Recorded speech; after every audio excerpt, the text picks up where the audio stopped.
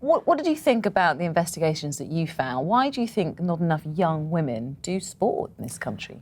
I think there's a lot of reasons. I think one of the big reasons is that when you're a girl and you're in secondary school, that's the age that you start becoming quite worried about your appearance, and especially with sport, you're worrying about getting sweaty hair. And what Jessica Ennis said. I mean, do you think that's right? Yeah, no, definitely, exactly what Jessica Ennis said. Even I absolutely love all sport, and even when I was at secondary school, I worried about getting sweaty hair and making sure that my makeup didn't run because I didn't want to look bad in front of the boys in my maths class next lesson. So I think that's definitely one of the big reasons. I think the Olympics definitely inspired boys and girls, but I think that we've got a long way to go.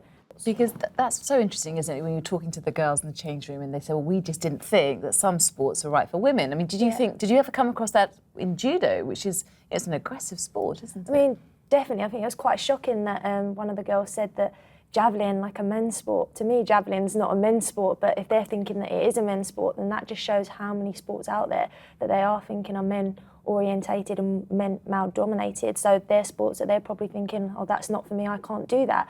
Or actually, that's not the case at all, and they can do all those sports out there and more.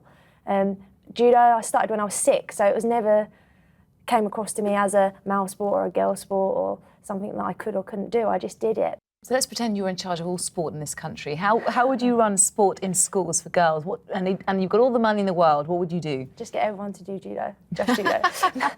No, I think I just try and make it that all sports are available, and I try as much as possible to show that some sports aren't just male-dominated, just the same as some sports aren't female-dominated. Now, Gemma, it's almost a year. It pretty much is a year, isn't it, since the Olympic opening ceremony? Gosh, so much has happened in a year, and you won a fantastic silver medal. Do you still pinch yourself? What are your memories of that moment 12 months on? It's crazy to think that it was a year ago. It's gone so quickly, but at the same time, so much has happened in that year.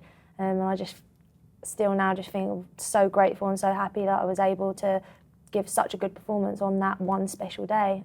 It was a home Olympics, and for me, a very home Olympics, being in London, the town where I was born and grew up. So to come away with the first British judo medal at the Olympic Games in 12 years as well was absolutely fantastic. And you dedicated your win to your late mum. I have to say it was so emotional watching you kind of put your hands up or your eyes up to the sky and say, I love you, Mum. And I know that your mum played such an important role, didn't she, in getting you into judo and getting you into sport. I mean, how important are parents when it comes to kind of budding athletes and making sure they're on that right track? I think the role of the parents and the guardians is so important. My mum was there for me 100% in my schooling and in my sport, and she did absolutely everything she could to help me succeed in judo, taking me to all my competitions and training and different training camps around the country. And it was great that I had her full support and that she really believed in me from such a young age. You've had a busy 12 months as well, because you've married your boyfriend, Ewan, and we've got some fantastic photos. You certainly are boss, it seems, on the judo mat. Is that right?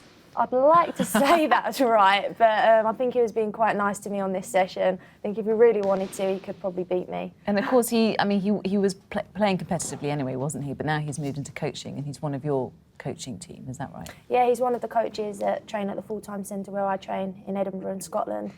So I get to work with him along with the other coaches day to day, and it's really great because he was one of the best judo players Great Britain's ever had. So to be able to tap into his skills and his experience as an international fighter is great. You're in great shape and you're kind of on track for all your training. You've got World Championships coming up, and of course you've got Rio 2016. So how's it all going? Are you on schedule? Things are going well. I mean, I'm a bit rusty at the moment, but I've got another 5 weeks until the World Championships. So I'm hoping by the time they come around, I'll be completely back to my fitness again. So maybe gold for your mum in Rio 2016. What do you reckon?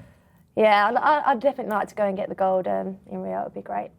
Well, Gemma, it's been an absolute pleasure working with you and talking to you. Thanks so much for joining us tonight. Thanks for having me.